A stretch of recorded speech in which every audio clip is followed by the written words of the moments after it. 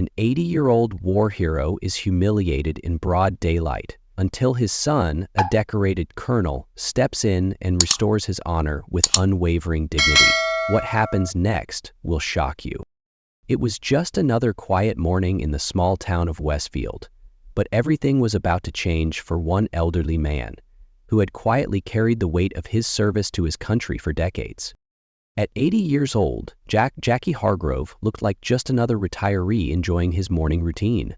Dressed in an old military jacket that had seen better days, he sipped his coffee outside of the local diner just like he did every day. It was the same peaceful scene that unfolded in this sleepy town, but today was different.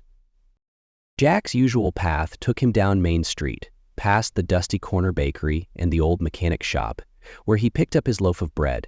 But today, his journey led him straight into the storm. As he walked past a row of motorcycles parked outside a rowdy bar on the corner, his coat brushed against one of the bikes. It was an innocent mistake, but it would cost him more than he could have imagined. "Watch where you're going, old man," the biker barked, his voice dripping with disdain. The man, covered in tattoos and wearing dark sunglasses, glared at Jack as he stood with his arms folded. Without warning, he reached out and slapped Jack across the face, sending him stumbling back into the concrete. The sound of the slap echoed through the quiet street like thunder. Jack's coffee spilled to the ground, and the loaf of bread rolled away from his grasp. The group of bikers erupted into laughter. No one stepped forward to help. Not a single soul came to Jack's aid. Tears didn't come to Jack's eyes.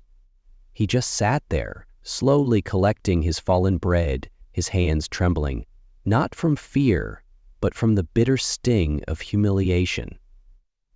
As he tried to rise, the laughter grew louder, cutting through his soul like a knife. But just as the situation seemed hopeless, something powerful stirred in the distance. The earth beneath them began to rumble.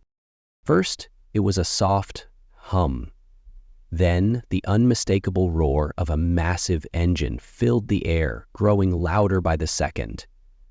Pedestrians stopped in their tracks, their curiosity piqued. A truck driver halted his vehicle as the ground vibrated beneath his feet. And then, it happened. A military-grade jet appeared out of nowhere, its sleek form slicing through the sky. The crowd gasped in disbelief as the jet soared low and landed in a nearby park with a deafening thud. But that was just the beginning. The sound of military boots slamming against the pavement followed, each step carrying with it the weight of authority. A black SUV skidded to a stop, and the crowd watched in awe as the doors opened with military precision. Out stepped a squad of soldiers, their movements sharp and synchronized. There was no chaos, just quiet power. And then, from the back of the SUV emerged a man in full military uniform. His every movement exuded authority. This wasn't just any soldier. This was Colonel Chris Turner, a 45-year-old combat veteran with eyes sharp as a hawk. His years of service had marked him in ways most couldn't understand, but the look in his eyes was something that demanded respect. With purpose, Chris walked toward his father, who was still sitting on the ground, his pride wounded but not broken. "Dad," Chris said softly, kneeling beside his father, helping him to his feet. His voice, though calm, carried a weight that reverberated through the street. "I'm here." From across the street, the biker who had struck Jack froze. The sight of Chris in full uniform, the insignia of rank clearly visible, hit him like a ton of bricks. He had no idea who he had just humiliated. Chris turned to face the bikers. His voice was steady, unwavering, and filled with quiet authority. "Which one of you thought it was acceptable to strike a veteran?" The rowdy laughter from the bikers died instantly. The air grew thick with tension as all eyes shifted to Chris. A biker stepped forward, trying to shrug it off. "It's just an old man, no big deal." Chris's expression remained unchanged. "That old man is my father," he said, his words carrying the weight of history. "He earned a Bronze Star, a Purple Heart, and fought in wars you could never imagine. And today, you humiliated him in front of all these people because you couldn't see past your own ignorance." Silence fell. No one spoke. The bikers exchanged glances, unsure of how to respond. Chris didn't raise his voice. He didn't need to. His presence, his calm authority, spoke louder than any shout could. "This isn't about power," he continued. "This is about respect.